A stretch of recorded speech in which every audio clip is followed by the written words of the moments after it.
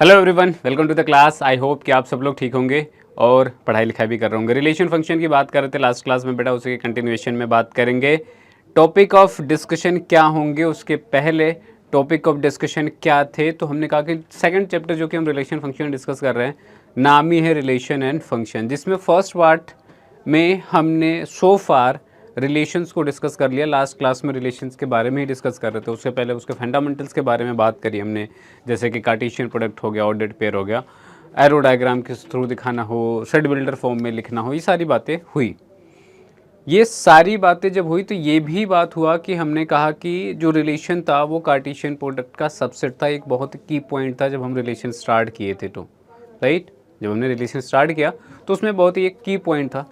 उसी तरीके से हम लोग फंक्शन की भी बात करेंगे, राइट, उसी तरीके से फंक्शन की भी बात करेंगे और बात जहाँ रिलेशन पे एंड हुई थी वहीं से करेंगे। और फर्स्ट हाफ जैसे कि रिलेशन कंप्लीट हो चुका है, अब इसके आगे पूरा का पूरा फंक्शन का डिस्कशन है। ठीक है, तो होपफुली पीछे की बातें आप लोगों को सारी समझ में आई होंगी। तो चलिए आज की क्लास को शुरू कर लेते हैं।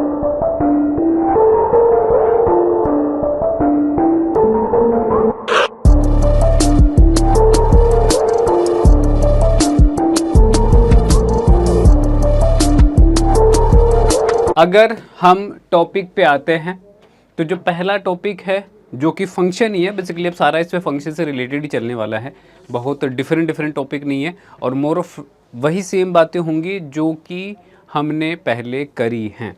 ज़रा एक चीज़, अच्छा, इसको स्टार्ट करने से पहले भी हमने कहा कि कुछ कुछ बातें तो समझो, क्योंकि मैं रिलेट करने वाला हूँ इन सारी बातों को। तो अगर कुछ बातें हम लोग पहले भी समझें, हमने कहा कि जो भी पूरी कहानी थी उस कहानी का हिस्सा कहाँ से स्टार्ट हुआ। अगर कहने को तो हम स्टार्ट करेंगे तो मैंने कहा सेट से स्टार्ट कर सकते हैं, बट सेट पे नहीं जाते हैं। बट तुमने कहा कि सेट के कार्टेशियन प्रोडक्ट पे जरूर बात कर सकते हैं, राइट। हमने कार्टेशियन प्रोडक्ट करा और हमने कहा कि यहाँ पे ऑर्डर्ड पेयर आएंगे, राइट। और उनमें से ही हमने कहा कि जब हम बात यहाँ से कार्टेशियन प्रोडक्ट से रिलेशन पे आए तो रिलेशन को हमने बोला कि इसका सबसेट होगा। अब नंबर ऑफ सबसेट के बारे में फिर इस पर डिस्कशन आ जाती है कि अच्छा इसके अंदर इतने एलिमेंट है तो सबसेट तो इतने बनेंगे, तो क्या हम सबकी बात कर रहे हैं? हमने कहा कि नहीं, हम उनमें से किसी पर्टिकुलर्स की बात कर रहे होंगे और वो पर्टिकुलर किस रिलेशन के अंदर आएंगे, क्योंकि कार्टेशियन प्रोडक्ट के अंदर ये जो दो एलिमेंट होने वाले हैं एक्स और वाई या फिर ए और बी, तो वो आपस में किस तरीके से रिलेटेड हैं। लेट से कहीं पे ऐसा लिखा होता है, कैसा लिखा है, राइट। कहने का मतलब है कि जो फर्स्ट एलिमेंट है दूसरे से दो ज़्यादा है, ए बराबर 2+b लिखने के मतलब क्या है। या फिर अगर एक्स वाई आपने लिखा तो यहाँ पे एक्स वाई में अगर आप लिखते हो तो y+2 या 2+y लिखते हो, तो इसका मतलब क्या है कि एक जो पहला एलिमेंट है इस ऑर्डर्ड पेयर में वो दूसरे से दो ज़्यादा है, राइट। 2 ज़्यादा है, कहीं पे 2x लिखा। आपस में रिलेशन हमने बताया, उसके उस रूल के अंदर, इस रिलेशन के अंदर कह लीजिए, इस कॉन्फ़िगरेशन के अंदर यहाँ पे मेरे पास ऑर्डर्ड पेयर आते थे, राइट। और उसमें कुछ ना कुछ एलिमेंट्स होते थे। हमने उन सभी एस्पेक्ट में हमने कहा कि हमने मैपिंग की बात करी है, हमने रोस्टर मेथड में बात करी है, हमने एरो डायग्राम से उसी चीज़ को दिखाया है, राइट। अब अगर मैं उसी के कंटिन्यूएशन में आगे बढ़ता हूँ तो हमने कहा कि टर्म आता है फंक्शन, जिसको एफ से डिनोट करते हैं। फंक्शन क्या है? तो function is a subset of relation. तो सबसे पहली डिफिनीशन जो हमको पता होनी चाहिए वो क्या है? तो हमने कहा कि subset is sorry function is what, तो ये आपका क्या है? ये आपका है सबसेट है किसका? तो अब ये रिलेशन का सबसेट है ना। अब बोलोगे अब इसमें फिर कुछ कुछ बातें क्लिक करनी चाहिए आप लोगों के दिमाग में। हमने कहा कि अगर ये फंक्शन जो है रिलेशन का सबसेट है, इसका मतलब रिलेशन के अंदर जो भी एलिमेंट आ रहे थे पॉसिबली, राइट, उनमें से ही कुछ एलिमेंट इस फंक्शन के अंदर आ रहे होंगे और ये भी कहीं ना कहीं उस कार्टेशियन प्रोडक्ट के सबसेट के बराबर ही मैं बोल सकता हूँ कि होगा। कि फंक्शन अगर रिलेशन का सबसेट है तो वी कैन ऑल्सो से कि फंक्शन जो है वो कार्टेशियन प्रोडक्ट का सबसेट है। इसका मतलब इसके अंदर भी क्या होने वाले हैं?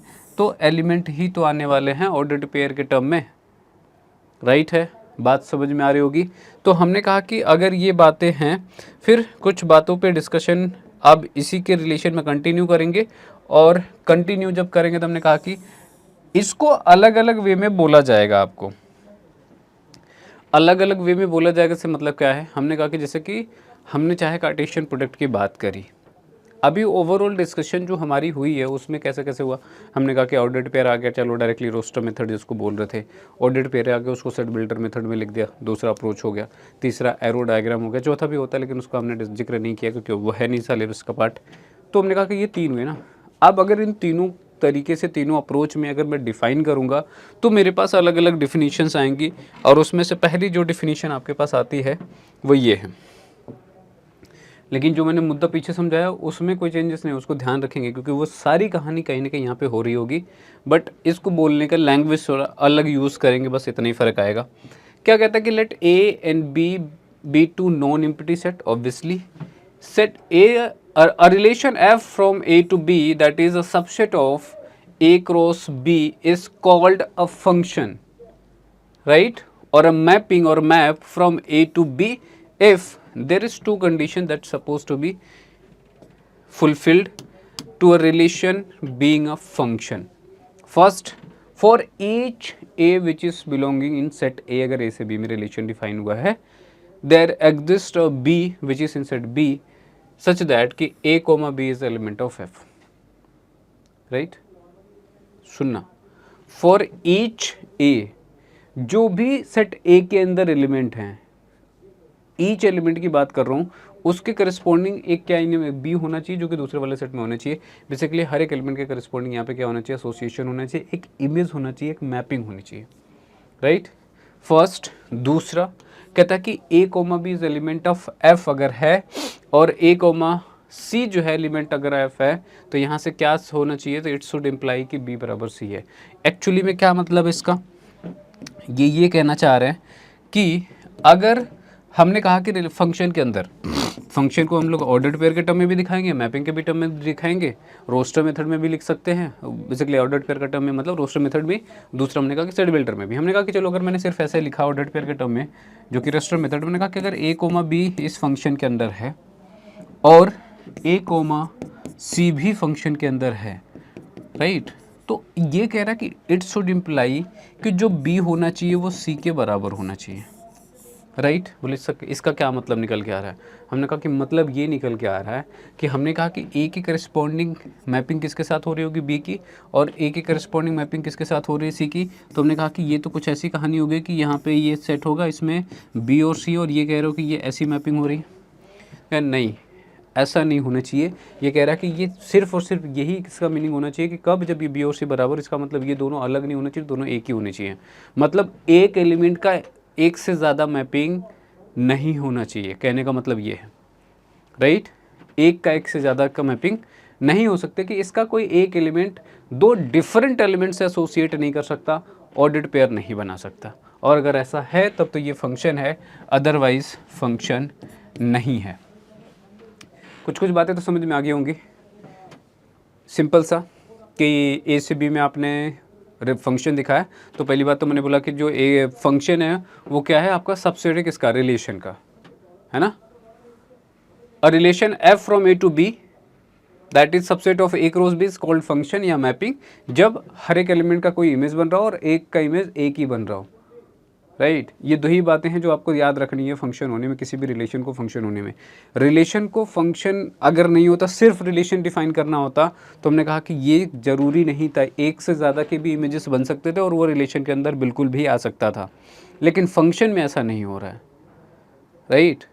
चलो बात करें आगे, तो हमने कहा कि इसकी दूसरी डिफिनीशन भी दी जाती है, सेम लाइन, बातों को घुमा फिरा के हेर फेर करके बोलने से मैंने तो नहीं बदलने वाले हैं, बट सुन लेते हैं। हमने कहा कि A to B be non-empty set, obviously then a function f from set a to b is a rule or a method or a correspondence which associate element of set a to element of set b such that कि all element of set a are associated to element in set b, right, all the element of set a are associated to element in b, पहली चीज़। और an element from of set A is associated to unique element in set B. क्या मतलब है, फिर से वही बात है, कह रहा है कि पहली बात तो पहले सेट का हर एक एलिमेंट एसोसिएशन करना चाहिए, राइट, सेट बी के एलिमेंट के साथ, पहली चीज़। और दूसरा यूनिक एसोसिएशन होना चाहिए। यूनिक एसोसिएशन से मतलब एक से ज़्यादा का एसोसिएशन नहीं दिखा सकता, जो कि यहाँ पे भी वही बात बोली तो गई, यहाँ पे एक से ज़्यादा का एसोसिएशन हो गया, और जैसे एक से ज़्यादा का एसोसिएशन हो गया तो ये फंक्शन नहीं कहलाएगा, ये रिलेशन एक फंक्शन नहीं होगा। समरी वे में अगर मैं बात करूँ तो इन दोनों का कंक्लूजन समझ लो। कंक्लूजन क्या है इन दोनों का? तो हमने कहा कि सुनो, ज़्यादा बिना दिमाग लगाए अगर मुझे याद रखना है तो एक दो बातें ध्यान से सुनो। हमने कहा कि अगर मैं सिर्फ और सिर्फ पहले मैपिंग के थ्रू आपको समझाऊं, राइट, किसके थ्रू समझे हम लोग? हमने कहा कि मैपिंग के थ्रू समझे तो मेरे पास सेट एक ए होगा और एक सेट मेरे पास क्या होगा, बी होगा, राइट, है ना। मेरे पास यहाँ पे सेट ए है, सेट बी है, दोनों के अंदर ऑब्वियसली एलिमेंट है ए बी के अंदर, और ए कहाँ पे बिलोंग कर रहा होगा? तो अगर आपने रिलेशन या फंक्शन, अब इसको फंक्शन बोलना चाहो तो हमने कहा कि अगर ये रिलेशन की बात करो अगर, तो आपने ए से बी में डिफाइन किया होगा, तो यहाँ पे सेट ए के एलिमेंट आ रहे होंगे और दूसरे में सेट बी के एलिमेंट होंगे, राइट है, ठीक है। तो हमने कहा कि ये इसके अंदर बिलोंग कर रहा होगा। सपोज मेरे पास सेट ए के अंदर कुछ एलिमेंट मैं लिख देता हूँ अपने से कि A1, A2, A3 and so on, right. मैं सेट बी के अंदर भी कुछ एलिमेंट लिख देता हूँ जिसमें कि B1 है, B2 है, B3 है एंड सो ऑन, राइट, है ना। अब अगर मैं यहाँ पे लिखूँगा तो यहाँ पे ये A1 है, ये A2 है, ये A3 है एंड सो ऑन है। यहाँ पे है B1 आपका, ये है B2 आपका, B3 and so on, right. हम क्या करने की कोशिश कर रहे हैं? तो हम करने की कोशिश कर रहे हैं मैपिंग। मैपिंग कैसे करने के हमने कहा कि पहली बात तो दोनों में एक ही बात बोलेंगे कि इसका हर एक एलिमेंट का मैपिंग होना चाहिए। क्या रिलेशन में ऐसा ज़रूरी था? क्या यहाँ पे रिलेशन के अंदर हर एक एलिमेंट का पेयर बनना ज़रूरी था क्या? तो हमने कहा कि नहीं, रिलेशन में नहीं भी था कि कुछ ऐसे एलिमेंट हो सकते थे जिसमें कि उनकी पेयरिंग ना हो रही हो, राइट, तो कोई इशू नहीं था। लेकिन यहाँ पे कह रहे हैं कि जब आप ए से बी में डिफाइन कर रहे हो तो फर्स्ट ऑफ ऑल हर एक एलिमेंट का पेयरिंग होना चाहिए किसी ना किसी एलिमेंट के साथ, राइट। क्या होना चाहिए? हर एक एलिमेंट का पेयरिंग होना चाहिए किसी ना किसी एलिमेंट के साथ, हर एक एलिमेंट का पेयरिंग होना चाहिए किसी ना किसी एलिमेंट के साथ। जब ये कर रहे हो तो मैंने कहा कि पहली बात तो सेट ए के हर एक एलिमेंट का एसोसिएशन होना चाहिए, और साथ में एसोसिएशन ऐसा हो कि कभी भी ये ना हो जाए कि एक ही एलिमेंट इसके दो एलिमेंट के साथ एसोसिएशन शो कर रहा हो, राइट। मतलब अगर मैं सिर्फ इसको, और ये सबके साथ होने की ज़रूरत नहीं है, कोई एक भी ऐसा हो गया कि एक से ज़्यादा के साथ एसोसिएशन बना रहा है, मैपिंग कर रहा है, इमेजेस बना रहा है, तो हमने कहा कि ये यहीं पे फंक्शन होने के क्राइटेरिया को फेल कर जाता है, राइट। तो अब मेरे से कोई पूछे क्या ये मैपिंग है वो फंक्शन में बोल सकता हूँ क्या? तो डेफिनेटली नहीं। इसको मैं क्या बोलूँगा? इसको मैं कहीं से भी मैपिंग फंक्शन नहीं बोल सकता अगर मैं इसको लिखना चाहूँ तो। This is not a function. क्या रीज़न हुआ? कि ये एक से ज़्यादा एसोसिएशन है। बट अगर मेरे पास ऐसा हो, मेरे पास अगर ऐसा हो कि लेट्स से मैं फिर से एक बना रहा हूँ मैपिंग, हमने कहा कि ये हो और है ना, ये मेरे पास दूसरा सेट है, मेरे पास यहाँ पे A है, ये B है, इसके अंदर A1 दिखाया हमने, B1 दिखाया, सॉरी नॉट B1, हमने यहाँ पे A2 दिखाया, A2, A3, A4 and so on, right. यहाँ पे है मेरे पास B1, ये है B2, ये है B3 एंड सो ऑन। तो हमने कहा कि पहली बात तो हर एक एलिमेंट का एसोसिएशन होना चाहिए और एक से ज़्यादा एसोसिएशन नहीं होना चाहिए। अच्छा, तो बोले सर इसका डॉटेड में बाकी का तो नहीं दिखाया आपने। हमने कहा कि हर एलिमेंट किसी न किसी से एसोसिएटेड होगा फॉर श्योर। सेट ए में कोई भी एलिमेंट वैकेंट नहीं हो सकता, राइट। अगर इसको सेट होना है तो ध्यान रखेंगे, ठीक है। हमने एसोसिएशन दिखाना स्टार्ट किया, हमने एसोसिएशन दिखाना स्टार्ट किया तो क्या मिला? हमने कहा कि चलो ये पहला एसोसिएशन हो गया, ये दूसरा एसोसिएशन हो गया, ये तीसरा एसोसिएशन हो गया, कुछ इस तरीके से मैंने एसोसिएशन दिखाया। क्या ये फंक्शन है? तो हमने कहा कि पहला चीज़ क्या चेक करोगे? हमने कहा कि देखो इसके अंदर कोई एलिमेंट बचा हुआ है क्या? तब हमने यहाँ पे A4 लिखा है और यहाँ पे मैंने इसकी मैपिंग नहीं दिखाई है, अब दिखा दिया। बोलोगे कि अब ठीक है? मैंने कहा कि हाँ अब ठीक है। मान लो कि इसके अंदर और एलिमेंट फिर नहीं है, फिर आपको और एलिमेंट हटाना पड़ेगा, नहीं फिर ये बात गलत साबित हो जाएगी। तो मैं कहता हूँ कि इसके अंदर 4 तक के एलिमेंट आप चाहो तो ले लो, राइट। तो थोड़ा सा करेक्शन कर लेते हैं इसमें। अगर यहाँ पे A3 और मैं A4 ले लेता हूँ, क्योंकि अगर ऐसे में दिखाऊंगा तो फिर तो ये बात ही फेल हो जाएगी। तो हमने कहा कि अगर ये होगा तो कोई बात नहीं है, ये भी किसी न किसी से लेट्स से एसोसिएशन शो कर रहा होगा, हम ऐसा मान लेते हैं। अब इसमें ये फंक्शन तो अभी भी नहीं है, राइट, क्योंकि एक से ज़्यादा, एक का एसोसिएशन एक से ज़्यादा से हो गया। यहाँ पे क्या ये फंक्शन है? हमने कहा कि अभी तक तो बात बिल्कुल भी सही लग रही है, बट क्या इसमें एक से ज़्यादा का किसी का इमेज बन रहा है क्या? नहीं। क्या इसमें कोई वैकेंट है क्या? नहीं। इसका मतलब ये फंक्शन है। क्या अब अगर मैं एक और इसमें बनाऊँ, हमने कहा कि इसको देख लेते हैं, क्या मैं इसको फंक्शन बोलूँगा? हमने कहा कि अगर मेरे पास कुछ इमेज इस तरीके से बन रही हो तो क्या मैं इसको फंक्शन बोलूँगा क्या? 3 केसेस बनते हैं, राइट। देयर आर 3 केसेस जिसको आपको समझनी है। हमने कहा कि ये A1 हो गया, ये A2 है, ये A3 है, ये यहाँ पे 4 है, यहाँ पे B1 है, यहाँ पे B2 है, यहाँ पे B3 है एंड लेट्स से B4 या फिर जो भी आगे के एलिमेंट। हमने कहा कि हम एसोसिएशन दिखाना स्टार्ट करते हैं, और एसोसिएशन में मैंने कैसे दिखाया इस बारी कुछ एसोसिएशन मैंने ऐसे दिखाया, राइट।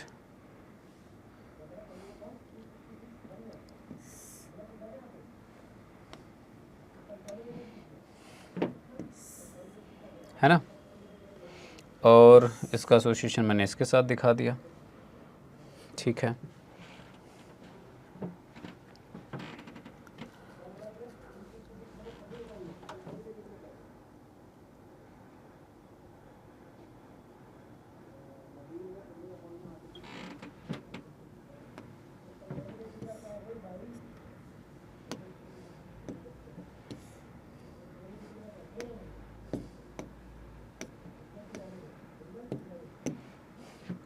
एक चीज़ मैंने अब इस बार ये और कर दी है, मैंने ऐसा दिखा दिया है ना, थोड़ा सा चेंज, क्योंकि हम चाहते हैं कि सारे एस्पेक्ट कवर हो जाए। अब ज़रा तीनों बातों को फिर से सुन लो। यहाँ पे क्या गड़बड़ है? यहाँ पे मैंने कहा कि जब ये एसोसिएशन दिखा रहे हैं तो 2 ही कंडीशन थी, दोनों कंडीशन फुलफिल होनी चाहिए। तो मैंने कहा कि एक तो इसमें कोई भी वैकेंट नहीं हो सकता, जो कि मुझे दिख रहा है कि कोई भी वैकेंट नहीं है, मतलब सबका एसोसिएशन हो रहा है, पहली चीज़। दूसरी चीज़ कि इसका कोई भी एक एलिमेंट एक से ज़्यादा इमेज नहीं बना सकता। अब यहाँ पे ये बन रहा है तो हमने कहा कि ये इसलिए फंक्शन नहीं है। हम नीचे आ गए यहाँ पे चेक करने, और हमने देखा कि क्या इनके सारे एलिमेंट एसोसिएशन शो कर रहे हैं। फर्स्ट ऑफ ऑल सेट ए से हाँ कर रहे हैं। क्या कोई एक ऐसा इसमें एलिमेंट है जो इसका एक से ज़्यादा इमेज बन रहा है, या फिर एक का एसोसिएशन एक से ज़्यादा से हो रहा है? तो बोले नहीं। क्या ये फंक्शन है? तो हमने कहा कि yes it is a function, और ये qualifies for being a function. यहाँ पे आ जाओ, यहाँ पे मेरे से बोला जाता है कि क्या ये फंक्शन है, तो अब कुछ लोग यहाँ पे कंफ्यूज होते हैं। हमने कहा कि इसका एक इमेज, एक एलिमेंट एक से ज़्यादा एसोसिएशन नहीं शो कर सकता, राइट। इसके एक से ज़्यादा से एसोसिएशन नहीं कर सकता सेट बी के अंदर। लेकिन कुछ लोग कहेंगे सर यहाँ पे A2 और A4 दोनों एक साथ एसोसिएशन कर रहे हैं। तो हमने कहा कि हमारा मुद्दा ये है कि इसका कोई एक एलिमेंट एक से ज़्यादा एसोसिएशन ना शो करे, मतलब एक टाइम पे ये एक से ज़्यादा इमेजेस ना बना रहे हो। हमने ये नहीं कहा कि इसके अलग अलग एलिमेंट जो हैं इसके किसी एक से इमेज नहीं बना सकते, हमने ये बिल्कुल नहीं बोला।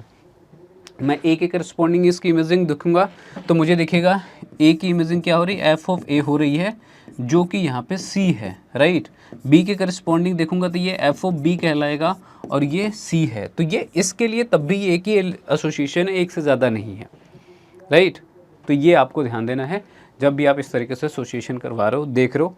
तो इसका एक मैं सिंपल ऐसे भी बोलता हूँ। हमने कहा कि जब ये करो, हमने कहा आँख बंद करके अगर मुझे देखना हो कि किसको मैं बोलूँ कि फंक्शन है कि नहीं है, मुझे इतना भी दिमाग नहीं लगाना है। हमने कहा थोड़ा तो लगाना पड़ेगा। याद रखने का क्या तरीका होगा? हमने कहा कि पहली बात तो देखो, जो भी आपने सेट लिया इसके हर एक एलिमेंट, इसमें कोई भी वैकेंट नहीं हो सकता, सबसे पहली कंडीशन है। उसके बाद जब आप एसोसिएशन दिखाते हो, चाहे ऐसे दिखाते हो, ऐसे दिखाते हो, किसी तरीके से एसोसिएशन दिखाओ, बट मेक श्योर करो कि कहीं पे कुछ इस तरीके का सिंबल ना बने। इस तरीके का सिंबल ना बने का क्या मतलब है? ये काइंड ऑफ लेसर का सिंबल है, जैसे कि ये वाला सिंबल यहाँ पे अगर आपको दिख रहा हो तो ये कुछ ऐसा ही है, राइट। अगर कहीं पे मेरे पास कुछ ऐसा बनता है, कहीं पे मेरे पास ऐसा बनता है, कुछ ऐसा बनता है, मैंने कहा कि इसको दिक्कत नहीं, इसको दिक्कत नहीं, इसको दिक्कत नहीं है, बट इससे दिक्कत है, तो कहीं पे अगर एसोसिएशन शो करा गया है तो मेक श्योर करो कि लेसर का सिंबल इस तरीके से ना बने, राइट। अब ये कोई मैथमेटिकल तरीका नहीं है कहने का कि इस तरीके से होगा तो फंक्शन नहीं होगा, बट हाँ, हम याद रखने के लिए, हम अपने समझने के लिए हम ये कर सकते हैं कि पहले देखा कि इसमें कोई भी वैकेंट नहीं होना चाहिए, दूसरा कहीं पे क्या ऐसा सिंबल बन रहा है क्या, या तो मैं एक एक एसोसिएशन चेक करूँगा कि कोई एक एलिमेंट एक से ज़्यादा एसोसिएशन तो शो नहीं कर रहा है। अदरवाइज मैं कहूँगा सिंपली ये देखा, अगर कहीं पे लेसर का सिंबल टाइप मुझे दिखा इन सभी एसोसिएशंस में तो मैं सीधा वहीं पे कट करूँगा, बोलूँगा ये फंक्शन नहीं है और आगे बढ़ गया मैं यहाँ पे, राइट। होपफुली बात समझ में आ रही होगी। तो this is condition of a function, right. किसी भी एक रिलेशन का फंक्शन होने की ये मेरे पास क्राइटेरिया है। अब अगर यहाँ तक बात समझ में आ रही है, हमने कहा कि ये भी समझा, हमने कहा कि ये भी समझा, दो तरीके से आप बताया और दोनों हमने यहाँ पे समझा।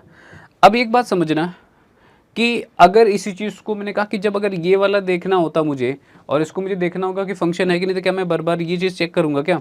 हमने कहा कि इसके लिए भी एक लाइन सुनो, इसके लिए एक लाइन आपके लिए बस सिर्फ इतना है, जब भी आप करने जाओ इसको, राइट, जब भी आप ये करो इसमें और आपको इस तरीके से ऑर्डर्ड पेयर में रोस्टर मेथड में बेसिकली आपके पास एलिमेंट लिखे हों, आपको क्या करना है, इसके पहले वाले एलिमेंट चेक करने जाना है, देखना है कि क्या कोई एक एलिमेंट एक से ज़्यादा बार रिपीटेशन शो कर रहा है क्या, और जैसे रिपीटेशन शो करे फिर आप यहाँ पे चेक करना कि दूसरा वाला एलिमेंट क्या है, राइट। बोलोगे फिर क्या मतलब हुआ सर इसका? हमने कहा कि एक बात सुनो, अगर ए बी बराबर सी लिखा हुआ है, इसका मतलब मैं यहाँ पे बी लिख दूँ या फिर यहाँ पे सी लिख दूँ, राइट। ये कुछ ऐसा हो जाएगा कि ए सी हो जाएगा या फिर ए बी हो जाएगा। हमने कहा कि सेट में जनरली क्या होता है, हम एलिमेंट को रिपीट करके लिखते ही नहीं है। तो जब अब मेरे पास क्वेश्चन में ऐसे गिवन होगा तो वो दो बार एक ही चीज़ को नहीं लिखेगा, तो हमको सिर्फ चेक करना होता है कि पहले वाले एलिमेंट चेक कर लो, अब कहीं उसमें एक से ज़्यादा बारी कोई एक एलिमेंट रिपीट हुआ है क्या, वहीं से पता लग जाएगा कि ये फंक्शन है कि नहीं है, राइट। तो hopefully you getting my point, और अगर समझ में आ रहा है तो हमने कहा कि अब थोड़ा सा आगे बढ़ते हैं। क्वेश्चन किस तरीके से आएंगे, हमने कहा कि दो एस्पेक्ट मैंने आपको समझा दिए। अब आ जाओ क्वेश्चन पे। इसका ग्राफिकल एस्पेक्ट भी होता है बट कहीं पे चर्चा की नहीं गई है बुक में, तो हम उस पर फिलहाल के लिए नहीं जा रहे हैं। चलो, कहते हैं कि मेरे पास एक क्वेश्चन है जो कि कहता है कि एक्स वाई मेरे पास है, जो कि एलिमेंट है सेट के गिवन, जो कि इसके अंदर एलिमेंट क्या है 1 2 3 4 है। Then which of the following are function in the given set also in case of a function give its range. ठीक है, अभी हमने रेंज की बात नहीं करी, हमने इसके डोमेन की बात नहीं करी, उस पर भी करेंगे। तो जरा आ जाओ, हमसे कह रहे हैं कि इनमें से F1 F2 F3 हमें आप डिफाइन करे गए हैं सेट बिल्डर फॉर्म में, हमको बताना है कि कौन सा फंक्शन है कौन सा फंक्शन नहीं है। हमने कहा एक एक करके डिस्कस करते हैं। अगर एक एक करके डिस्कस करना है, स्टार्ट करते हैं हम लोग। हमने कहा कि पहला इसी पे क्या है, अगर इसको मैं किसी एक ही अप्रोच से सॉल्व करूँगा, एक ही क्वेश्चन को 4 अप्रोच से सॉल्व करने में मत लगना, टाइम वेस्ट नहीं करना है हमें। हमने कहा कोई एक अप्रोच कर लो जो आसान लगे। मुझे आसान लग रहा है कि मैं इसको अगर रोस्टर मेथड में लिख दूँ तो शायद मेरे लिए सबसे ईजी हो जाएगा। कह रहे हैं कि ये एक्स वाई चाहिए जहाँ पे वाई क्या x+1 है। एक्स क्या हो सकता है, तो यहाँ से आ रहा होगा, वाई जो हो सकता है वो भी यहीं से आ रहा होगा, राइट। तो इतनी बात तो समझ में आती है, इसको डिफाइन करना कोई बड़ा काम तो है नहीं, ये तो हमने पहले भी करा हुआ है, राइट। तो अगर मैं यहाँ पे करता हूँ F1 को लिखता हूँ तो F1 क्या आएगा, ज़रा देखो। हमने कहा कि एक्स वाई चाहिए और वाई क्या होना चाहिए x+1 होना चाहिए, इसका मतलब दूसरा वाला एलिमेंट पहले वाले से एक ज़्यादा होना चाहिए, ये लिखा हुआ। पहला वाला एलिमेंट क्या हो सकता है, 1 हो सकता है, 2 हो सकता है, 3 हो सकता है, 4 हो सकता है। मैं 1 लूँगा तो दूसरा क्या आएगा, 2 आएगा। अगर मैं 2 लूँगा तो ये 3 आएगा, मैं 3 लूँगा तो ये 4 आएगा, मैं 4 लूँगा तो ये 5 आ जाएगा, लेकिन 5 इसमें है ही नहीं, तो 5 वाला पॉसिबिलिटी ख़त्म। तो ये मेरे पास फंक्शन होने की क्राइटेरिया को अब बात करो, राइट। क्या ये फंक्शन है, तो हमने कहा दो बातें। एक, जहाँ से भी पहला वाला एलिमेंट आ रहा है उस सेट में जितने भी एलिमेंट आ रहे हैं, जो पहला वाला मेरे पास सेट होगा वो उसके हर एक एलिमेंट का एसोसिएशन शो होना चाहिए दूसरे वाले सेट के अंदर। तो बोलोगे सर पहला सेट इसमें है क्या? हमने कहा कि एक्स जब आप यहाँ से ले रहे हो इसका मतलब एसोसिएशन इसी वाले सेट से तो दिखा रहे हो। तो बाय डिफ़ॉल्ट मेरा सेट ए यही है जिसके अंदर क्या है 1 2 3 एंड 4 है। और अगर ये सेट है तो हमने कहा कि अब अगर इसमें देखोगे तो 4 के रिगार्डिंग यहाँ पे कोई एसोसिएशन नहीं है, राइट। बात समझ में आ रही है? इस फंक्शन के अंदर मेरे पास सेट ए के अंदर जो कि 4 है बट उसका एसोसिएशन किसी के साथ नहीं है, तो इसको मैं क्या बोलूँगा कि ये फंक्शन नहीं है। दूसरे पे आ जाओ, F2 किस तरीके से डिफाइंड है बेटा? तुमने कहा कि अच्छा इसी चीज़ को मैपिंग से भी दिखा सकते थे कि 4 का इमेज नहीं बन रहा है, राइट। अब अगर यहाँ पे देखूँ मैंने कहा कि दूसरे वाले पे जाओगे तो कह रहा है कि एक्स वाई चाहिए जहाँ पे x+y का जो सम होना चाहिए वो ग्रेटर देन 4 होना चाहिए। एक्स वाई का सम ग्रेटर देन 4 होना चाहिए। तो हमने कहा कि अगर ग्रेटर देन 4 मुझे सम चाहिए तो क्या क्या मैं ले सकता हूँ, मैंने कहा 1 के साथ क्या ले सकते हैं, 4 ले सकते हैं, और कुछ इसके अंदर आएगा क्या, और भी इसके अंदर कुछ आएगा नहीं, 1 के साथ 2 नहीं ले सकता, 1 के साथ 3 भी नहीं ले सकता, 1 के साथ एक ही ऑप्शन है 4 ले सकता हूँ अगर मुझे ग्रेटर देन 4 चाहिए। तो मैंने कहा कि what about 2, what about 3, what about 4, कोई पेयर एफ ही नहीं बन रहा, और अगर ऐसा है तो ये क्या है आपका फंक्शन, ये भी नहीं है। थर्ड पे आ जाओ, थर्ड क्या कहता है कि जो y होना चाहिए लेस देन x होना चाहिए, मतलब जो भी आप x ले रहे हो y उससे कम होना चाहिए, ठीक है। तो अगर आप इस हिसाब से सोचोगे तो हमने कहा कि आप क्या क्या ले सकते हो, हमने कहा कि F3 के अंदर आपको x इस हिसाब से लेना चाहिए कि x बड़ा होना चाहिए y से, ठीक है। तो हमने कहा कि पॉसिबिलिटीज़ मेरे पास क्या क्या आ रही है ज़रा देखो, अगर इस चीज़ को मैं फॉलो कर लूँ तो किससे स्टार्ट करा जाए, हमने कहा कि अगर 2 से स्टार्ट कर लेते हैं, अगर मैंने x2 लिया तो y को मैं 1 ले सकता हूँ, और भी कुछ ले सकते हैं क्या, नहीं, 1 को 1 से तो बड़ा नहीं ले सकते, 1 तो नहीं ले सकते कभी भी इसके अंदर। अगर मैं 3 लेता हूँ तो इसकी पेयरिंग 2 के साथ कर सकते हैं, 3 लूँगा तो 3 की पेयरिंग 1 के साथ कर सकते हैं, 4 लिया तो 4 की पेयरिंग 1 के बाद साथ भी हो जाएगी, 4 की पेयरिंग 2 के साथ भी हो जाएगी, 4 की पेयरिंग 3 के साथ भी हो जाएगी। क्या ये फंक्शन है, तो पहली बात तुमने कहा कि हर एक एलिमेंट का इमेज बनना चाहिए, तो पहली बात तो 1 ही गायब है इसमें से, तो ये भी एक फंक्शन आपका नहीं है, पहली बात तो यही हो गया। एक तो ये चीज़ होती है, दूसरा हमने कहा कि दूसरा हम लोग ये बात करते हैं कि यूनिक एसोसिएशन शो करना चाहिए। यहाँ तो 4 1 के साथ भी एसोसिएट हो रहा है, 4 2 के साथ भी एसोसिएट हो रहा है, 4 3 के साथ भी एसोसिएट हो रहा है, तो ये कैसे पॉसिबल है ना, एक से ज़्यादा एसोसिएशन शो ही नहीं करना चाहिए, तो ये भी आपका कोई भी फंक्शन नहीं है, राइट, ठीक है। बात करते हैं फोर्थ की, फोर्थ पे बात करेंगे तो क्या आ जाएगा, कह रहा है कि एक्स वाई होना चाहिए जहाँ पे एक्स प्लस वाई क्या होना चाहिए, 5 के बराबर होना चाहिए, राइट। अगर F4 को अगर आप डिफाइन करोगे तो ये क्या होगा, तो हमने कहा कि क्या चाहिए आपको, एक्स वाई का सम 5 के बराबर होना चाहिए। ऐसी कौन कौन सी पॉसिबिलिटी, मैंने कहा कि 1 लेंगे तो 1 के साथ 4 ले सकते हैं, सम 5 आ जाएगा। अगर मैं और कुछ ले सकते हैं, नहीं, 2 लेंगे तो 2 के साथ 3 ले सकते हैं हम लोग इस रिलेशन के अंदर, अगर इसको फॉलो करें हम लोग, राइट। और अगर 3 लेंगे तो 3 के साथ मैं 2 ले सकता हूँ, राइट, 3 के साथ 2 ले सकता हूँ, राइट। और क्या ले ले, हमने कहा कि अगर मैं 4 लेता हूँ तो 4 के साथ 1 ले सकते हैं, राइट। और तो कुछ बचा नहीं, यहाँ पे भी 5 हो रहा है, ये 5 हो रहा है, ये 5 हो रहा है और ये 5 हो रहा है। हमने कहा कि हमने 2 कंडीशन चेक करनी, एक तो जो गिवन सेट है उसके हर एक एलिमेंट का एसोसिएशन होना चाहिए और यूनिक एसोसिएशन होना चाहिए, राइट है।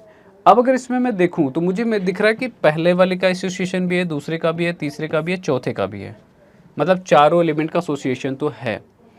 क्या इनमें से कोई भी एक ऐसा एलिमेंट है जिसका एक से ज़्यादा एसोसिएशन शो कर रहा, नहीं, एक के करस्पॉन्डिंग सिर्फ और सिर्फ एक ही है, इससे ज़्यादा है नहीं, मतलब यूनिक एसोसिएशन शो कर रहा है। और अगर यूनिक एसोसिएशन शो कर रहा है इसका मतलब ये आपका एक फंक्शन है। क्या है ये आपका एक फंक्शन है, सिंपल सी बात है, क्योंकि दोनों क्राइटेरिया मीट कर गए, इसका मतलब ये फंक्शन आपका है। इसमें बोला गया है कि अगर ये फंक्शन है तो गिव इट्स रेंज, रेंज में से रिलेशन, क्योंकि मैंने कहा कि फंक्शन जो है सबसेट है रिलेशन का ही, राइट। तो इसमें जो दूसरा वाला क्या होता है, एलिमेंट का सेट होता है, उसी को तो हम लोग रेंज बोलते हैं, यहाँ पे भी वही बात है। तो अगर मेरे से कोई रेंज पूछे तो हमने कहा कि दूसरे वाले एलिमेंट का सेट जो होगा वो रेंज हो जाएगा। हालांकि इस पे भी मैं अभी आगे भी डिस्कशन करेंगे, बट अभी के लिए 4 3 2 1 मतलब 1 2 3 4 ही है इसका रेंज भी, right. Hopefully you getting my point. आप चाहो तो इन सब का एसोसिएशन शो करके मैपिंग के थ्रू भी इसको एनालाइज कर सकते हो, right. For the time being हम सिर्फ इतने ही डिस्कशन कर रहे हैं, होपफुली आप लोगों को बात समझ में आ रही होगी, ठीक है। आगे बढ़े बेटा, ठीक है, चलो आ जाओ। मैं कहूँगा कि आप लोग इसकी मैपिंग खुद से शो करके एक बारी देखो कि क्या आप लोगों से भी बात बन रही है कि नहीं बन रही है। अगले क्वेश्चन पे बात करते हैं, तब तक हम चलो। तो अब जब हम इस क्वेश्चन में आते हैं तो कहता है कि let F be a relation on this set N of the natural numbers defined by f बराबर क्या n3n है, जहाँ पे n कोई नेचुरल नंबर है, is F a function from N to N, पहली बात तो सवाल ये क्या ये फंक्शन है, if so find the range of F. ठीक है, आ जाओ बात करते हैं। हमने कहा कि आपको एन टू एन में डिफाइन करा गया इस फंक्शन को, इस रिलेशन को बेसिकली, क्योंकि जब तक ये फंक्शन की क्राइटेरिया मीट ना कर जाए तब तक मैं फंक्शन तो वैसे भी नहीं बोल सकता। तो अगर मैं इस फंक्शन एफ की बात कर रहा हूँ तो यहाँ पे क्या हो रहा होगा, तो ये है कि यहाँ पे n और 3n है, मतलब जो पहला एलिमेंट लोगे उस दूसरा वाला इसका 3 गुना हो जाएगा, राइट। और यहाँ पे क्या कह रहा है कि n क्या है, नेचुरल नंबर है ऑब्वियसली।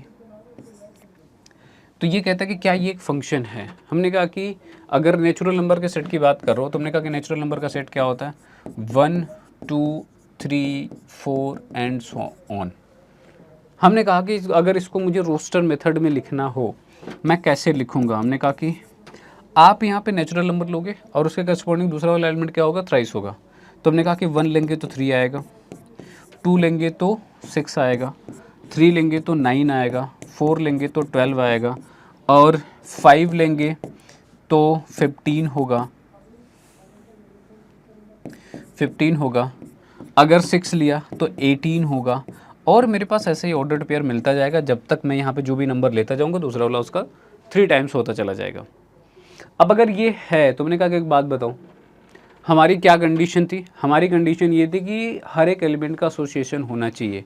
तो अगर फंक्शन इस तरीके से डिफाइंड है कि पहला एलिमेंट जो भी नेचुरल होगा उसका 3 गुना आना चाहिए, तो मैंने कहा कि हर एलिमेंट को मैं यहाँ पे पहली बात तो ले सकता हूँ, और जैसे मैं एक एलिमेंट यहाँ पे लूँगा उसका 3 गुना दूसरा एलिमेंट उसका आ जाएगा। क्या कोई ऐसा नेचुरल नंबर भी है जो हम नहीं ले सकते यहाँ पे? मैंने कहा नहीं, और जब भी लेंगे उसका दूसरा पेयर जो होगा, एलिमेंट जो होगा उस पेयर का, वो 3 गुना उसके बाद आ जाएगा।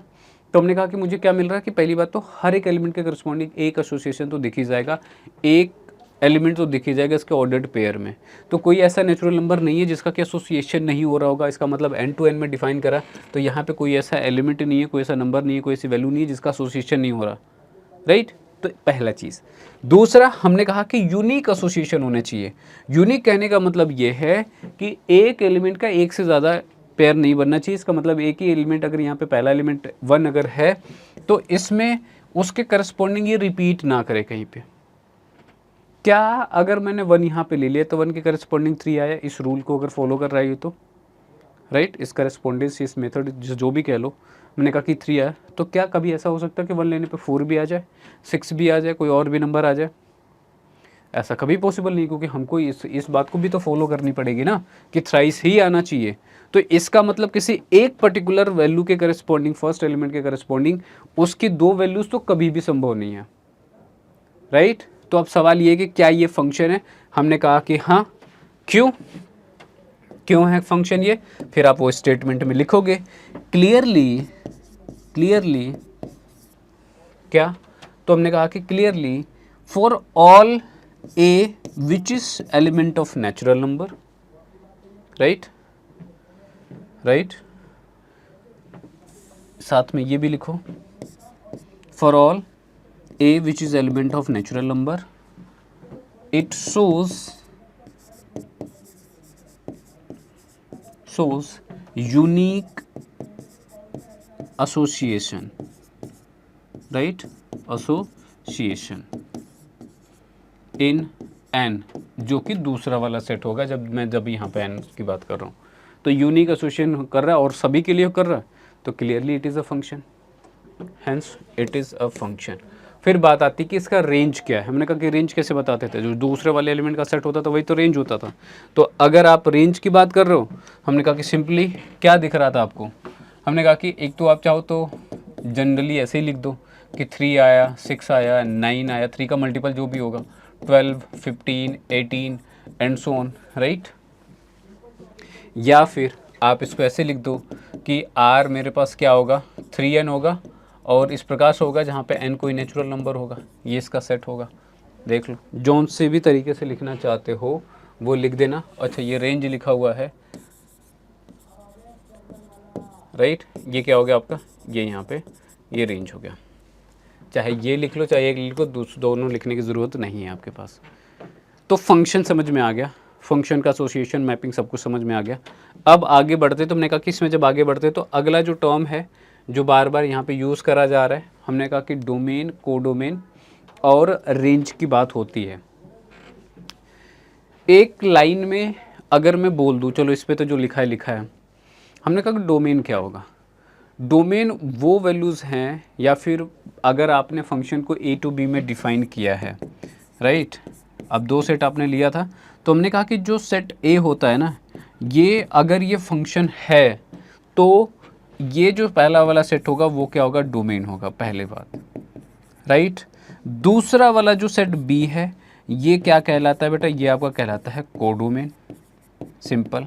और रेंज क्या कहलाता है, तो रेंज वो वैल्यूज़ हैं सेट बी के अंदर जो ए के करस्पॉन्डिंग मिलती हैं, जो ए के साथ एसोसिएशन बनाती हैं।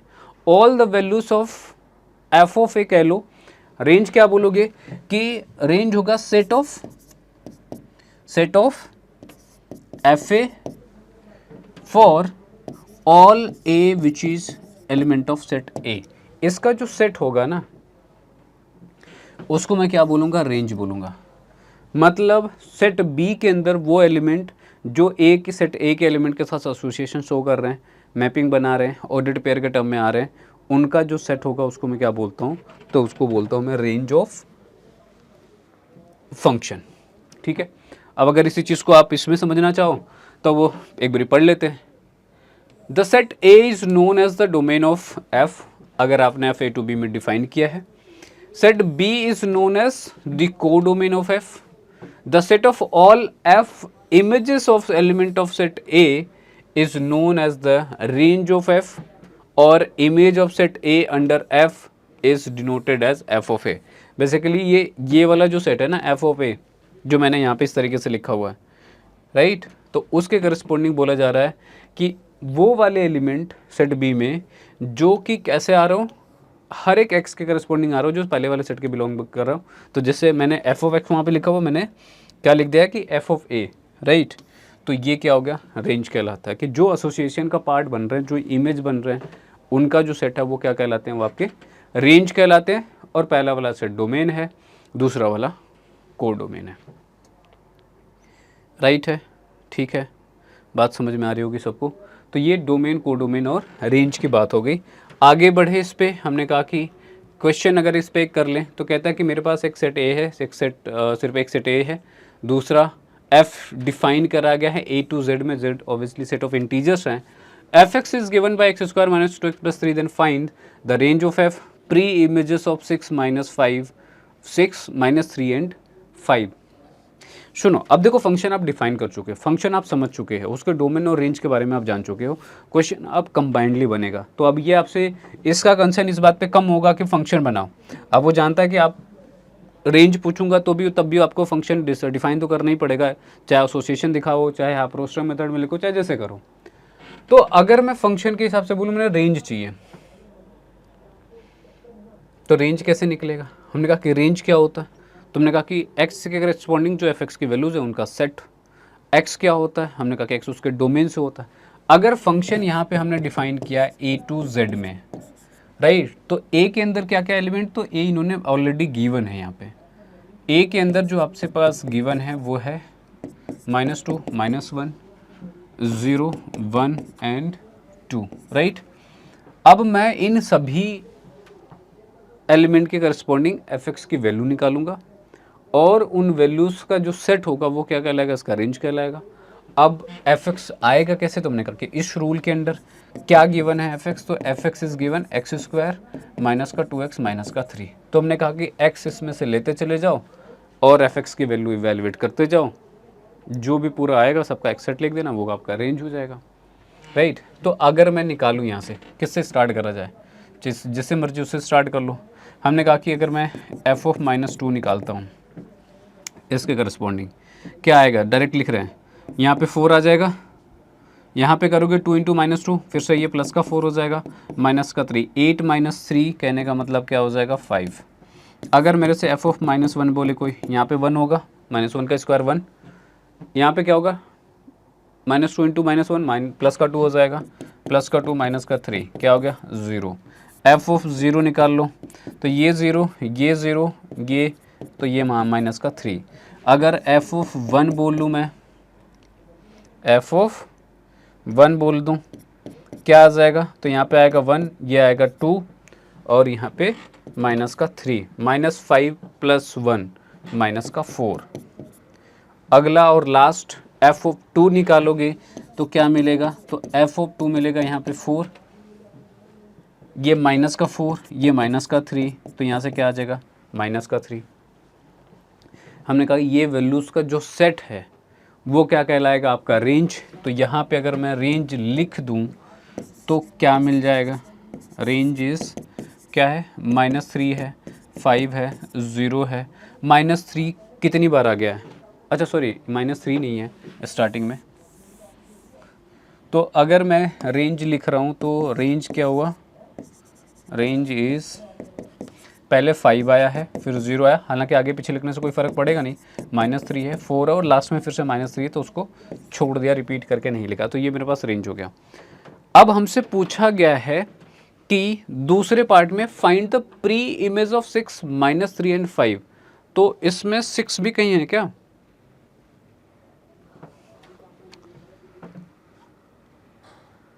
प्री इमेज ऑफ 6, -3 एंड 5, कहीं पे 6 भी आ रहा था क्या? एक सेकंड चेक कर लो ज़रा। अगर मैं -2 के करस्पॉन्डिंग देखूंगा तो ये आपके पास क्या आएगा? 4 आएगा और ये भी 4 हो जाएगा, तो 8 - 3 इज़ 5। -1 के करस्पॉन्डिंग ये 1 आएगा, ये 2 आएगा और ये -3 0 हो गया।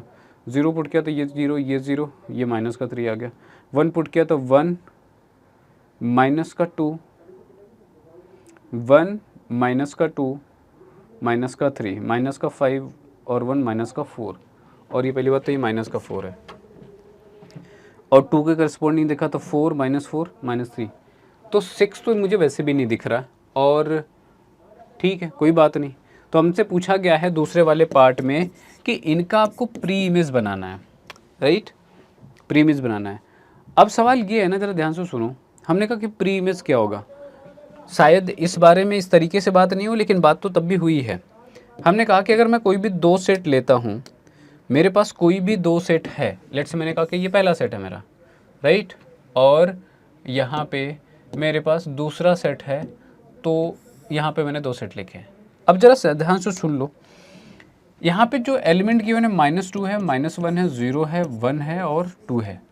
सेट ए बोला गया है। यहाँ पे मेरे पास सेट बी है, राइट? सेट बी क्या है? सेट ऑफ इंटीजर्स है, सेट ऑफ इंटीजर्स है।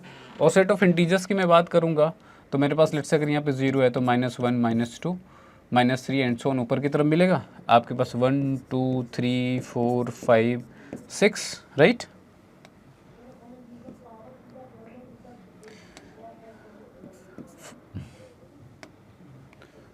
तो ये हो गया 2 3 4 5 एंड 6 एंड सो ऑन, आगे भी होगा, ठीक है। हमने जब एसोसिएशन दिखाया तो हमने कहा कि हमने वैल्यूज़ ही तो निकाली है। तो -2 के करस्पॉन्डिंग क्या आ रहा था? तो -2 के करस्पॉन्डिंग मुझे दिख रहा था कि ये क्या बन रहा था? 5 आया था, राइट? -2 के करस्पॉन्डिंग 5 आया, 1 के करस्पॉन्डिंग 0 आया, -3 -4 -3, राइट? तो अगर मैं एसोसिएशन यहाँ पे दिखाता तो ये 5 के साथ एसोसिएट होता, राइट? अगर मैं 1 की एसोसिएशन दिखा रहा हूँ तो 1 का एसोसिएशन किसके साथ हो रहा था? 0 के साथ हो रहा था, राइट? अगर 0 के एसोसिएशन में दिखाता तो -3 के साथ हो रहा था एसोसिएशन, राइट? -3 समवेयर ऊपर होगा, इसको लग रहा फिर से बनाना पड़ेगा, है ना? क्योंकि हमको -4 भी चाहिए, कोई बात नहीं।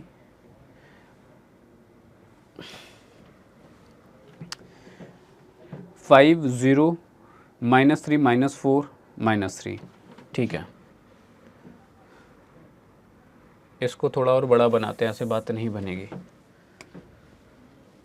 ठीक है।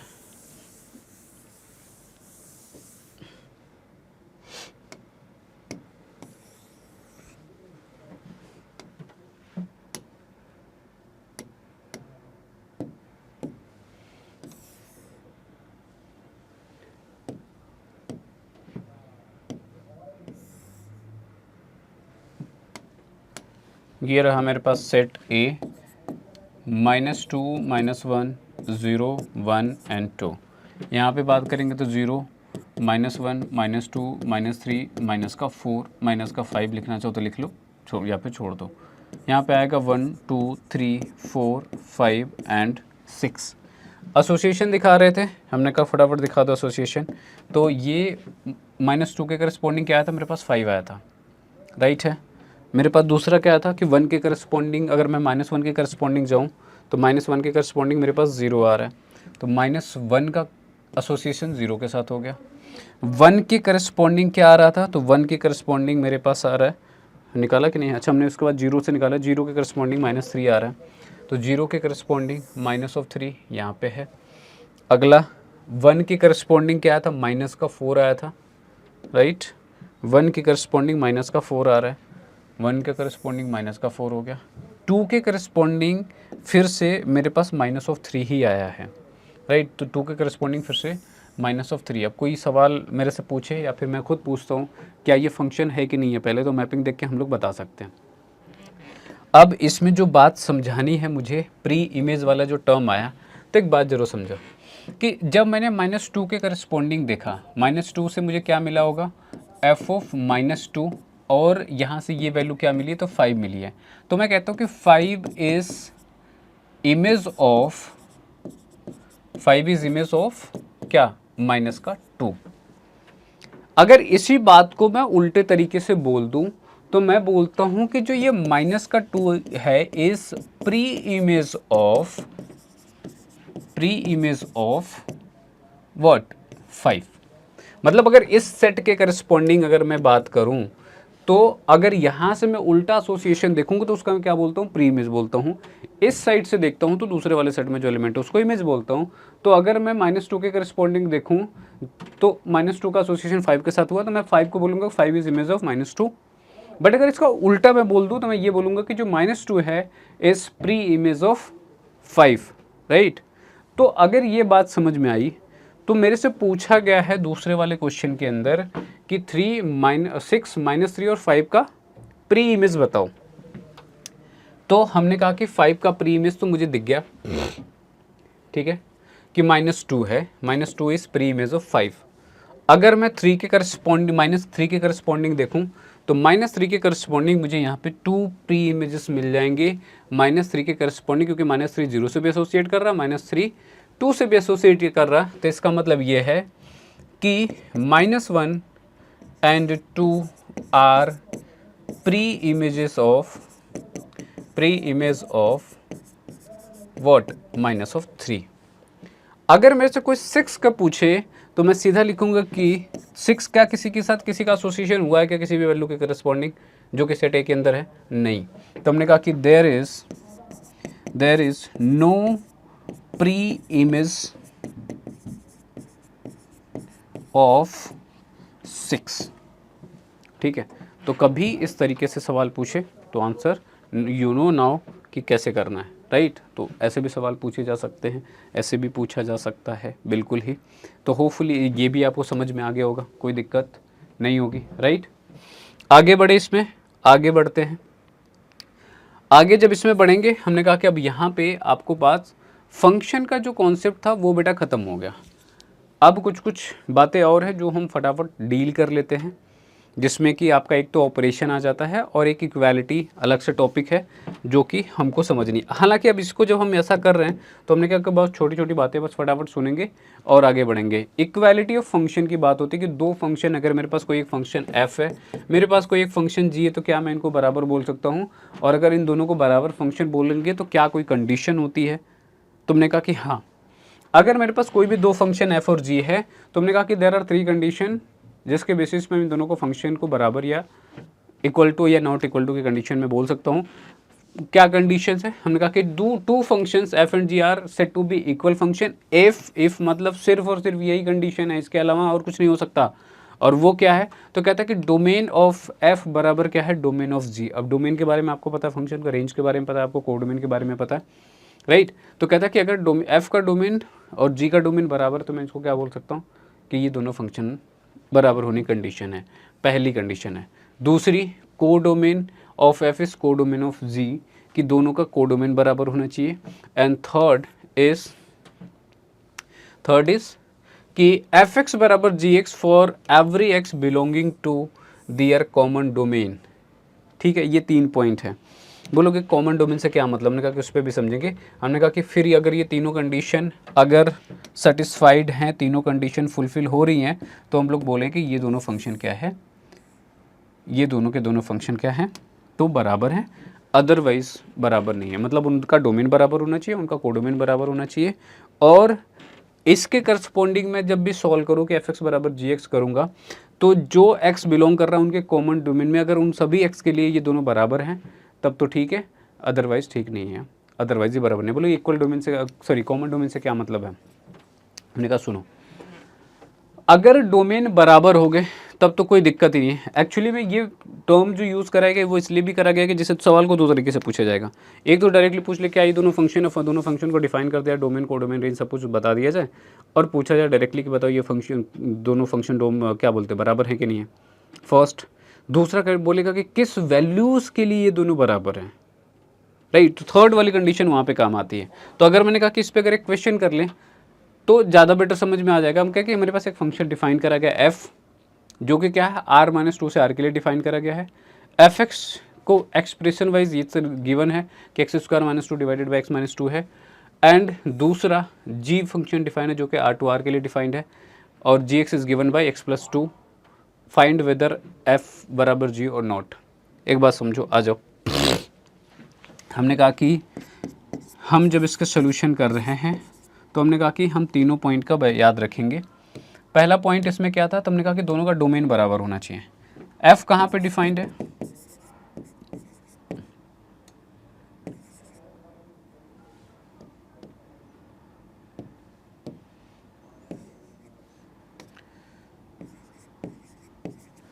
ठीक है, और ये इसका यहाँ पे डिफाइंड है। g के लिए अगर बात करोगे तो g कहाँ पे डिफाइंड है, तो r2r के लिए डिफाइंड है, राइट। हमने कहा कि अभी मैंने फंक्शन की कंडीशन में क्या बताया कि डोमेन क्या होता है। हमने कहा ये जो पहला वाला सेट है यही क्या कहलाता है आपका डोमेन। तो अगर डोमेन ऑफ f की मैं बात करूं तो ये है r-2, और अगर मैं डोमेन ऑफ g की बात करूं तो हमने कहा कि ये क्या है, तो ये आपका डायरेक्टली r है, राइट। क्या ये दोनों बराबर हैं, क्या मैं पूछूं यहाँ से कि domain of f is equals to domain of g, क्या ऐसा है, तो हमने कहा कि ऑब्वियसली नॉट, क्योंकि ये दोनों के दोनों डिफरेंट सेट हैं, राइट। ये पूरा रियल नंबर में से एक वैल्यू को हमने कम कर दिया, 2 को हटा दिया है तब है, और यहाँ पे पूरा का पूरा रियल नंबर है। तो एक वैल्यू भी अगर कम होगी तो मैं बोलूँ बराबर नहीं है ऑब्वियसली। तो अगर ये बराबर नहीं है तो आगे हम चेक भी ना करेंगे, ठीक है, सॉरी। ऑल्दो इन दोनों का कोडोमेन क्या है बेटा, बराबर है, इन दोनों का कोडोमेन बराबर है, लेकिन उसके बावजूद भी क्योंकि डोमेन ही बराबर नहीं है तो इसका मैं बोलूँगा कि f जो है g के बराबर नहीं है, राइट। f और g आपस में बराबर नहीं है, ठीक है। तो सबसे पहला आंसर तो यही हो गया इस क्वेश्चन का। इस पे और कई सारे डिस्कशन हो सकते हैं, बहुत सारे क्वेश्चन आप लोगों के दिमाग में भी अराइज हो सकते हैं। जैसे कि एक होता है कि सर अगर आपने एफ एक्स को बोल दिया है कि ये x² माइनस का 4 डिवाइडेड बाई क्या है, x-2 है, तो ऊपर वाले को तो हम फैक्टराइज भी कर सकते हैं, तो x-2 और x+2 करा और यहाँ से x-2 को डिवाइड कर दिया और ये कैंसिल आउट हो गया। अगर मैं देखूँगा तो एफ एक्स मेरे पास क्या आ रहा है, तो x+2 आ गया, और जी एक्स जो आपने लिखा है वो ऑलरेडी x+2 लिखा, तो क्यों बराबर नहीं है, दोनों के दोनों सेम ही एक्सप्रेशन है, क्या दिक्कत है सर यहाँ पे, आपने यहाँ पे साबित कर दिया कि बराबर तो नहीं है। हमने कहा कि हाँ बिल्कुल बराबर नहीं है, और ये गलती आप भी नहीं करोगे, वो आफ्टर सिंप्लीफिकेशन आया है, राइट। और सिंप्लीफिकेशन में आपने क्या किया, क्योंकि आप लोग किस में क्लास 11th में अभी हो, तो एक टर्म आपको बताया जाएगा, एक चैप्टर पढ़ोगे पूरा का पूरा लिमिट, और लिमिट में ये बताया जाएगा कि यार ये आपने कैंसिल किया तो कर भी सकते हैं हमेशा, क्या इज़ इट ऑलवेज ट्रू कि सेम वैल्यूज़ देखिए हमने कैंसिल आउट कर दी। तो अभी तक तो हमको जैसा पता कि हम जैसे कैलकुलेशन करते हैं कि फैक्टराइज करा, कैंसिल आउट करा, बात खत्म हो गई। नहीं, जब आप ऐसा कैंसिल आउट करते तो एक फैक्टर आप वहाँ से रिमूव करते हो। x बराबर 2 जब यहाँ पे मैं पुट करूँगा तो यहाँ पे 0 आएगा, ऊपर भी 0 आएगा, राइट। यहाँ पे आपने क्या करा, कुछ ऐसा कर दिया है कि अगर मैं 2 पे चेक कर रहा हूँ वैल्यू, तो ये 0 है, ये 4 है और ये 0 है। आपने कहा कि ये इसको कैंसिल आउट करके आपने 4 बोल दिया सिर्फ, राइट। एक्चुअली में आपने क्या किया, ये किया है, और ये कहीं से एक्सेप्टेबल नहीं है। अगर ऐसा होता तो फिर तो आप 0/0 को 1 बोल देते, है ना, कि ये कैंसिल आउट हो गया, 0/0 1 हो गया। बट ऐसा तो केस है नहीं। ये क्या होता है, ये अनडिफाइंड होता है। क्या होता है ये, इसकी अगर मैं बात करूँ तो ये अनडिफाइंड होता है। तो एक्चुअली में जब आपने ऐसा रिमूव कर दिया ना, तो वो ये जो यहाँ से x बराबर -2 को हमने रिमूव करा हुआ था, राइट, इसकी ये वाली जो वैल्यूज थी आपने अपने आप ही वहाँ से हटा दी है, राइट। तो ये हम नहीं करते हैं, कभी भी ये नहीं करेंगे, क्योंकि कैंसिल आउट नहीं करेंगे। हमको सिर्फ डोमेन चाहिए थी। हमने कहा कि अगर आप यहाँ पे देखते, अगर ये कैंसिल आउट करके बोलोगे तो बोलेगा कि x की कोई वैल्यू पुट करो, कोई दिक्कत नहीं है। लेकिन अगर मैं इसमें पूरी वैल्यू कहीं पे 2 पुट कर दूँ गलती से भी, तो वो अनडिफाइंड फॉर्म बन जाएगा, और ये जस्टिफिकेशन नहीं है। यहाँ पे क्या मैं x बराबर 2 पुट करूँगा तो मुझे कोई दिक्कत इनमें से किसी पे नहीं दिक्कत है, यहाँ पे दिक्कत हो जाती। तो ये जब आपने कर दिया है ना, तो जो जहाँ पे उसको दिक्कत थी वो आपने पहले ही हटा दी, राइट। तो ऐसा नहीं करना है। तो इसके कॉम्प्लिकेशन में इतना नहीं जाओ, अभी मैंने आपको समझा दिया। हमने कहा कि अगर ऐसे क्वेश्चन अराइज हो किसी के दिमाग में, तो जस्ट कि ऐसा नहीं करना है, राइट है ना। तो ये यहाँ से दोनों बराबर नहीं है, सिर्फ देखो कि इनका डोमेन बराबर है कि नहीं है, इसका कोडोमेन बराबर है कि नहीं। और अगर ऐसा है, डोमेन कोडोमेन बराबर है, तो हम लोग बोलते हैं कि दोनों फंक्शन बराबर है। और दूसरी बात हमने बोली थी कि उनका जो कॉमन डोमेन होगा वहाँ पे बराबर होगा। अच्छा, इसी वाले में फिर एक बात और डिस्कस कर लेते हैं, ये जो कॉमन डोमेन वाली बात कर रहे हैं, अगर दोनों के डोमेन में अगर हम बात करें, तो एक तो हमने बोला कि ये है, राइट, और दूसरा बोल रहे हैं कि ये आ रहा है। मतलब अगर रियल नंबर पे अगर आप इसको प्लॉट करो, तो समवेयर यहाँ पे 2 होगा, लेट्स से यहाँ पे 0 होगा। जो पहला वाला बोलता है कि सिर्फ 2 को छोड़ दो, बाकी सारी वैल्यूज जो हैं इसके डोमेन का पार्ट है। और दूसरा कहता है कि सारी की सारी वैल्यूज, मतलब पूरा आर ही इसके डोमेन का पार्ट है। तो इन दोनों का कॉमन क्या है, हमने कहा कि सिर्फ ये एक पॉइंट है जहाँ पे ये कॉमन नहीं है। तो अगर आप दूसरे वाले में से भी क्या कर दो, उसको छोड़ दो। अगर मैं कॉमन पोर्शन की बात करूँ, दोनों में कॉमन क्या हुआ, हमने कहा कि इसको छोड़ के बाकी तो सारा ही कॉमन है ना। इसके इधर का पूरी बात कर लो, इसके इधर पूरी बात कर लो, ये पूरा का पूरा दोनों में कॉमन है। तो हमने कहा अगर यहाँ पे ऐसा हो जाता कि जो दूसरा आपने g डिफाइन करा है, इसको भी r-2 कर दो, तो फिर क्या ये बराबर हो जाते। तो हाँ, उस केस में ये दोनों बराबर हो जाते, उस केस में दोनों बराबर हो जाते। इसका मतलब दोनों का कॉमन डोमेन हो जाता। अगर पहले के डोमेन को आप क्या बोल रहे हो, d1, और दूसरे के डोमेन को अगर आप d2 बोल दो, तो हमने कहा कि इनका कॉमन डोमेन क्या है। तो इस 2 को छोड़ के अगर देखोगे तो ये पूरी वैल्यूज जो हैं वो पूरी कॉमन है। हाँ, उस केस में ये दोनों बराबर हो जाएंगे, राइट। तो इस बात का ध्यान रखेंगे। खैर, अभी ऐसा क्वेश्चन आएगा तो इस पर भी बात हम लोग कर लेंगे। चलते हैं आगे, बात करें इसके कंटिन्यूएशन में। तो अगला जो क्वेश्चन इसी पे इक्वालिटी पे है, वो क्या है। तो कहता है कि मेरे पास एक फंक्शन है f, जो कि z टू z के लिए डिफाइंड है, g भी है, जहाँ पे f आपको यहाँ इस तरीके से डिफाइंड है, और g क्या है, दूसरा डिफाइंड है, सो दैट कि ये दोनों बराबर है। अब आपको यही शो करना है, राइट। चलो, कैसे शो करा जाएगा फिर इसमें। अगर मैं इन दोनों ही फंक्शन में बात करूं, अगर f के लिए बात कर रहे हैं, तो हमने कहा कि ये गिवन है z टू z के लिए। अगर मैं g के लिए बात करूं, तो ये भी गिवन है z टू z के लिए, राइट, z टू z के लिए। हमने कहा कि अगर इन दोनों के डोमेन की बात करी जाए, राइट, डोमेन ऑफ f तो ये है आपके पास z, और डोमेन ऑफ g की बात करोगे तो ये भी है z। तो एक कंडीशन तो यहाँ से फुलफिल हो जाती है, राइट। दूसरा, हमने कहा कि हमने इसको कोडोमेन भी इसका हमको चेक करना है। अच्छा, एक मुझे लगता है इसमें कोई एक पॉइंट छूटा है क्या, कोडोमेन, ठीक है, ठीक है, ठीक है, ठीक है, एफ एक्स बराबर जी एक्स होना चाहिए फॉर एवरी एक्स, जो कि इनके कॉमन डोमेन में है। ये दोनों समझ में आती है बात, है ना। थर्ड इन्होंने बोला, जो थर्ड, अच्छा ये तो समझ में आ गया। दूसरा पॉइंट आप चाहो तो इसमें लिख दो कि जो इन दोनों का कोडोमेन है क्या है, बराबर है, जो कि मुझे यहाँ पे दिख रहा है। कोडोमेन ऑफ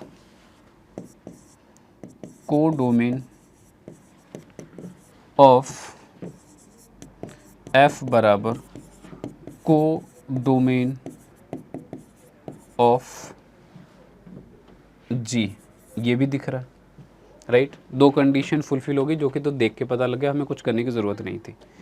थर्ड कंडीशन पे आते हैं, जो कि मैंने बोला कि जो ये एफ एक्स है, एफ एक्स क्या, एक्स के करस्पॉन्डिंग जो वैल्यूज़ आती हैं, और ये जो जी एक्स है, ये दोनों आपस में बराबर होने चाहिए। बेसिकली वैल्यू वाइज ये दोनों बराबर होने चाहिए। और एफ एक्स जी एक्स की अगर वैल्यू बोल रहे हो एक्स के करस्पॉन्डिंग, तो बेसिकली ये वो वैल्यूज़ होंगी जो इसके डोमेन में से आपने एक्स लेते स्टार्ट करोगे यहाँ पे, तो जो एफ एक्स की वैल्यू आएगी, मतलब दूसरे वाले सेट में, राइट, जो कि एक्चुअली में इसका रेंज होता है, राइट। तो कह रहा है कि एफ एक्स और जी एक्स बराबर होना चाहिए इनके कॉमन डोमेन में। अब अगर मैं कॉमन डोमेन की बात करूँ, मैंने कहा दोनों का डोमेन बराबर ही है, तो इसका मतलब जो एफ एक्स आ रहा है, जो जी एक्स आ रहा है, वो दोनों भी क्या होने चाहिए, बराबर होने चाहिए। ये बात आपको दिखाना पड़ेगा, ठीक है, दिखाते हैं। हमने कहा कि जो एफ डिफाइन करा गया आपको, वो क्या है, तो वो है आपके पास कि एन और एन स्क्वायर है, जहाँ पे एन कोई इंटीजर है। क्या है आपको, एन और एन स्क्वायर है, जहाँ पे एन कोई क्या है, इंटीजर है। जी की मैं बात करूँ तो जी इज डिफाइंड एज एन है और मॉडुलस ऑफ एन स्क्वायर है, राइट, एन है और मॉडुलस ऑफ एन स्क्वायर है, जहाँ पे एन क्या है, ऑब्वियसली कोई इंटीजर, क्योंकि उसके डोमेन में लिखा हुआ है, राइट। अगर मैं एफ ऑफ एन के करस्पॉन्डिंग सोचूं, तो हमने कहा कि यहाँ पे क्या मिलेगा, एन स्क्वायर मिलेगा। एफ ऑफ एन के corresponding, sorry, G of N के करस्पॉन्डिंग में सोचूं, तो यहाँ पे क्या मिलेगा, तो मॉड ऑफ एन के स्क्वायर के बराबर होगा। हमको दिखाना है कि एफ एन जी एन क्या है, आपस में बराबर है। तो यहाँ तो मुझे ये समझ में आ रहा है, कोई दिक्कत नहीं है, राइट। और अगर इस मॉडुलस ऑफ एन के स्क्वायर का बात करूँ मैं, तो वो क्या होता है, हमने कहा कि एक बात समझो सिंपल सी, कि अगर मैं मॉडुलस फंक्शन सिर्फ डिफाइन करूं, तो हमने कहा कि हम लोगों ने क्या पढ़ा है, हम बोलते हैं कि यहाँ पे एक्स आता है जब एक्स क्या है, greater than equal to zero है, एक्स क्या है, greater than equal to zero है, माइनस ऑफ एक्स है जब एक्स क्या होता है, लेस देन जीरो होता है, राइट, है ना। अब अगर एक बात समझो, चाहे ये मॉडुलस ऑफ एन जो हो, दो पार्ट में डिवाइड होकर एन और माइनस एन भले ही हो रहा हो, लेकिन जैसे ही मैं इसका स्क्वायर करूंगा, ये फिर से क्या हो जाएगा, एन स्क्वायर ही हो जाएगा दोनों केसेस में, राइट। तो इसको मैं सिंपली ऐसे भी लिख दूं कि ये तो एन स्क्वायर के बराबर ही आएगा किसी भी वैल्यू के लिए। और अगर ऐसा है तो मैंने कहा कि एफ एन और जी एन दोनों बराबर दिख रहे कि नहीं दिख रहे, बताओ, एफ एन और जी एन दोनों बराबर दिख रहे। तो मुझे क्या समझ में आता है कि क्लियरली एफ एन बराबर क्या है, जी एन है। और बोल सकते हो क्योंकि डोमेन दोनों का सेम ही था, जो कि नेचुरल नंबर, सॉरी क्या था, इंटीजर था, तो for all N that is element of Z, hence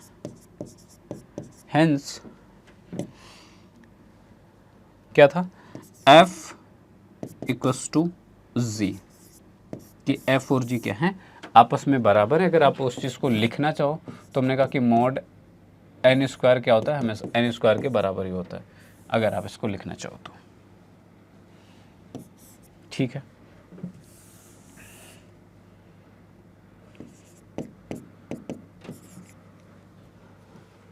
यहाँ पे ये n था when n is greater than zero, और माइनस n होगा जब ये लेस देन ज़ीरो होगा, अगर n के करस्पॉन्डिंग अगर आप देख रहे हो तो, राइट है। तो होपफुली ये सारी बातें आप लोगों को समझ में आई हैं। और आज की क्लास में, आज इस वीडियो को ज़्यादा लंबा नहीं करते हैं, इस वीडियो को यहीं तक रखते हैं। तो होपफुली आप सबको एक एक क्वेश्चन, एक एक टॉपिक, जिसमें कि मैंने बेसिकली फंक्शन समझाया है, राइट, जितने भी तरीके से हो सकता है उसकी बात करी हमने बात करी उसके डोमेन, रेंज, कोडोमेन की बात करी हमने, इक्वालिटी ऑफ फंक्शन की बात करी है, 3 टॉपिक कवर करे बेसिकली। तो ये सारे टॉपिक आप लोगों को समझ में आए होंगे। So on this note, this was all for today's class. Thank you all for joining and have a good day you all.